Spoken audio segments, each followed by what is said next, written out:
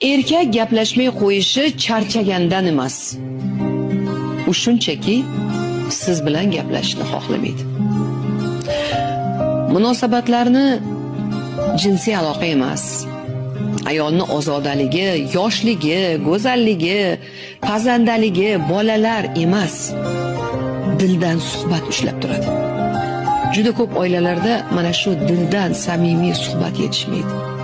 Va bunday oilalarda avval qalb bir-biridan uzoqlashishni boshlaydi. Ya'ni ro'zg'or, bola-chaqa, shundan boshqa gap qolmaydi.